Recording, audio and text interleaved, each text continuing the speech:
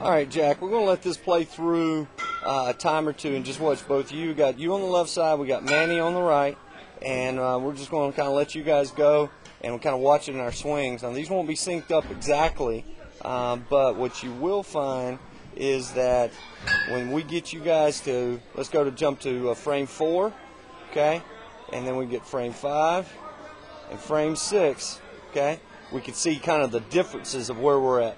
Let's kind of go back to the beginning. We got stance. Don't have a problem with our stance. Everything looks pretty good. Frame 3, get our load. Frame 4, all right, we're starting to kind of get a little bit where that foot comes down. Okay, now right there 2 frames ago, you could see where now watching our hands, how our hands work at this direction, and watch Manny's hands, how they're more directionally to the ball. Remember how we keep talking about stay inside the ball, stay inside the ball, stay inside the ball. You've got a very small difference in angle between here and here. Oops, I did it wrong. So when we clear those, here's the angle we should be on. Here's the angle you take. All right, it's only 32 degrees difference, but you can really start to see as we move forward in these next couple frames where Manny's hands are moving more directionally at the ball, and now where our shoulders going. Yeah, that front shoulder's kind of flying out on us. And now notice how this backside, everything's kind of collapsing. If you look on the right side of the screen where Manny, everything's very directional. Where we talk about getting off our backside, he's being very aggressive with the laces, his back knee and back hip to the baseball. And then we kind of jump to frame 5. Now we can kind of see where everything gets. At frame 5, he's straight up, straight down. Back knee, back hip, back head. And you can start to see where you got some... You got the head, and then back shoulder, and then our hip, and see how everything's broken.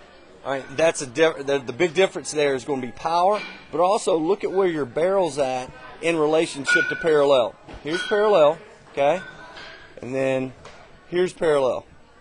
0 degrees, if I can get there, beautiful. Now your barrel is down here. Okay, see the difference? Now we're dragging our bat, and that's kind of on front toss or soft toss we're having a tough time getting there. Our hands are dragging, and we're not being aggressive and standing tall and taking that back hip, which is allowing our hands to drag behind us. Okay?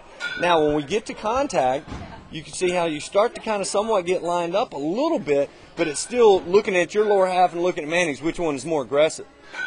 The other thing I want you to really notice, look at what this knee, hip, and shoulder is doing right here. See how that knee, hip, and then shoulders, everything's kind of turned, and you can see how this foot's open. Now look at Manny's. He's on the side of his foot, but his toe is only at 42 degrees. He's still closed to the plate, but your front toe and everything is still flying open, okay? So we want to think about keeping that front side a little more closed with that front toe, thinking about our chest staying at contact, and here at contact, you can see he's got his head and belly button at contact. Belly button, you're pretty good. Okay, but look where the chest is. How the chest is kind of open, and that's where we keep talking about that front side. So our notes that we want to think about is staying strong with our backside, standing tall, attack the ball with our back hip and knee, stand tall, and our hands being short to the ball or more directional to the ball, not dropping and going around. Okay, and then that'll help us stay upright and stay through the zone much longer. That makes sense? Beautiful.